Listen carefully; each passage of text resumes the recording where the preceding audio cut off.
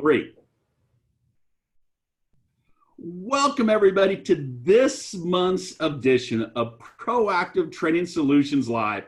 Today, I'm your host, G.A. Bartik, and I am super excited to bring to you an interview with somebody who truly grew up in the auto industry and now, as president of Strong Automotive Merchandising, a leading advertising agency that specializes only in automotive, John Paul Strong.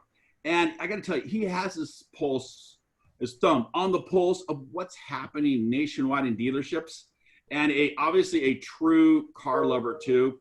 I know he actually drives a Hellcat with a license plate, Bad Kitty. Please welcome to the show, John Paul Strong. Hey, GA, thanks for that very warm, glowing introduction, as only you can do. It's great to see you and great to be on your show. Well, thank you much. Appreciate having you here, John Paul. And I got to ask, I know you got 4 small kids. So how has everything going through this whole COVID been for you and the family? Well, we have figured out that we're not really cut out to be teachers. My wife, Amy, is homeschooling the oldest 3, the youngest, he's only 2. So he's wondering why everybody's in the house all day, every day. But it's really been quite an event. You go from normal life, everything normal, schedules, routines, to, everybody's all together all day, every day. And I hear you. So how have you seen this really affecting the dealerships? We've seen really the effects vary. We work with about 250 dealers in 38 different states, and it really depends on where you're located and what brands you sell. We have seen, the rural, smaller markets, a lot of them virtually unaffected. If there's not a lot of cases of COVID-19, there really hasn't been as much of a drop in a lot of cases. Fast forward, go to some of the bigger markets, bigger metros, states like the Northeast, New York, New Jersey, Connecticut, where, in some ways, Pennsylvania, they've been completely shut down. Those stores are off 60, 70% in sales.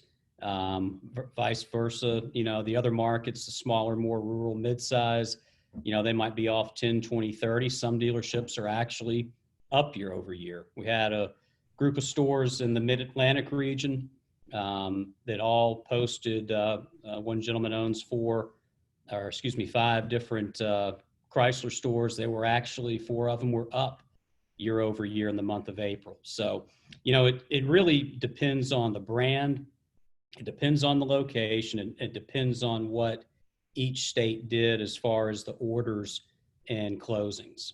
One thing we have seen is, and it's a little surprising to me, service was actually off more than sales was.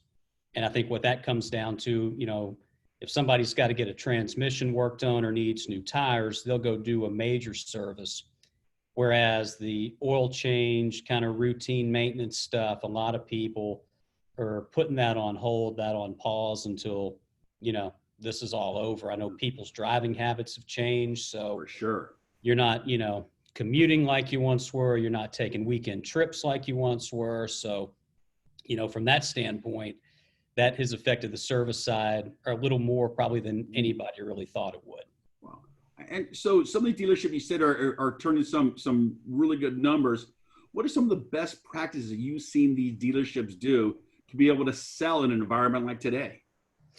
Well, we had to kind of do, from a marketing message standpoint, and about face, we've always been a merchandising company. So, the hooks, the prices, the deals, the discounts, yep. In our DNA has always been kind of the leading go-to-market message.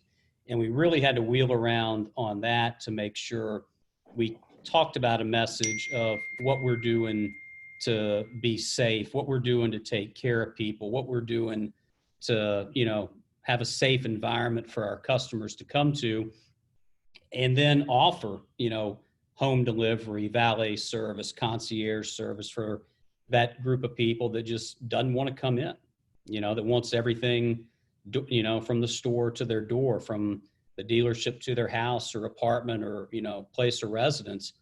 we've had to really make that message be a forefront in the offering. Again, whether the customer wants it or not, we've had to make sure that the dealerships could offer it and could promote it for that segment of people. And so how are you seeing these dealerships selling the cars? Are they doing it touch free, or what's that looking like? And how are they doing financing? How's the whole transaction happening, are you seeing out there? For the states that are still open, a lot of our dealers have moved to appointment based. So it's still a person coming in the store. It's still sitting down, but socially distanced, transacting the deal, taking a test drive in a clean environment, and then actually buying it there on site. We have seen stores, and there is, again, a segment of buyers that wants to go the total virtual route. And for those people, we've seen, dealerships transact and messaged about how, you can do your financing paperwork in a Zoom meeting. You can do virtual walkarounds. You can do FaceTime videos to show questions about the car and the interior and the options. So, we've really seen that kind of fast forward in maybe a larger effort than it's ever been. What I think, and I wrote a piece about it that we're sending out in our monthly newsletter for May, is that I think it's caught the dealer body up as a whole to where companies like Carvana were, where companies like Vroom were, because that was their real strategic advantage. And if you're a franchise dealership and had any fear about what those companies were going to do to the industry, this is the biggest leveler I've ever seen to put a stop to some of that and make it where you can do it. And not only can you do it, in some cases, if you want to sell to this type of customer, you have to do it. Wow. And so you're telling me that just like right now we're on a Zoom meeting, people are buying cars over Zoom? People at our dealerships are buying cars over Zoom. They're doing paperwork, they're doing financing, they're getting questions answered, all of that through tools just like Zoom. Wow. So moving fast forward, from where you sit, what does the rest of 2020 look like for dealerships, do you think? Not to scare anybody, but I think it's a real roller coaster. The manufacturers have learned over time that when something like this happens, to immediately come out with aggressive offers. The 0% for 84 months that started in April, the no payments for 6 months or 90 days, that type of messaging, they were so faster than I've ever seen them react to something like this. Was great and it was timely, but what that's going to do, that's going to deplete a lot of the inventory. Some of our stores right now are experiencing lighter levels of new car inventory with the plants being closed. That's not going to rebound, immediately. So then the focus has got to go to used cars, and you got to merchandise and promote your certified pre-owned, your pre-owned, and then the prices on the pre-owned are going to fluctuate greatly. While new car inventory still exists, there's going to be a very bottoming out of used car prices. But as soon as new cars get light, which is coming in, probably into this month, June, definitely July, you're going to have to be promoting used cars to continue attracting customers and creating traffic. Then probably about the time that the inventory gets back ready and steady from the factory, we're going to be 60 days from a presidential election, which for those of us that have been in this through a number of these before, we all know is going to slow down a little bit of buying. So it's really going to just be all over the board. But the thing that you can control is going to be your gross. We have dealerships right now posting the best grosses we've seen in years, and that's based on inventory. The other thing you can control is going to be your used cars. We're big price advertisers. We love certified pre-owned advertising of, 1-year-old, 2-year-old, even same model year cars. And then promoting your service, because there's going to be all this pent-up demand for service from people that haven't changed their oil, haven't gotten their car, their maintenance called up, that look up and realize they have no fear of job loss. They're still employed. They're still earning a check. They're going to come, in that come out of that trough for service as this thing lightens up. Makes sense. So, what advice do you have for the dealerships to really maximize their marketing dollars?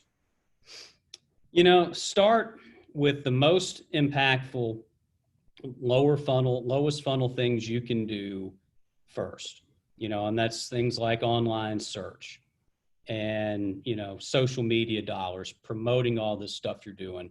That to me is probably the best dollar per dollar thing that you can do right now to catch people who are looking to buy and searching and shopping to buy.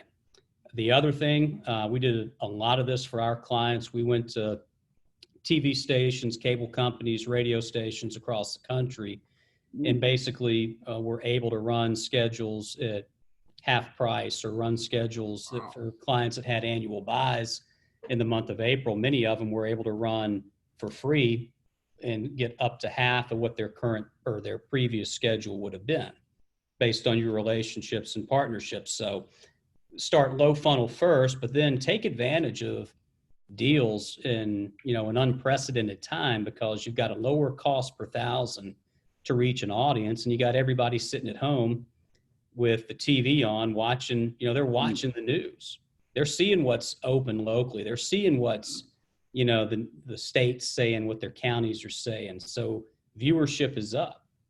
There was no March Madness, but you had the highest ratings of the NFL draft in, I think it was more than a decade. Oh, for sure. So, helps a few Alabama players were in that. We like to see that, but love it. Nationwide, your viewership is up and your cost to reach that viewer is down. So that's a great place to be and spend some money if you can. And then, maximize your owner base, whether it's through. Do you see this as an opportunity to gain market share, do a little conquesting too for dealerships? I think it's the best time to gain market share probably since 08, 09. And why is that? Because you have such a change in activity.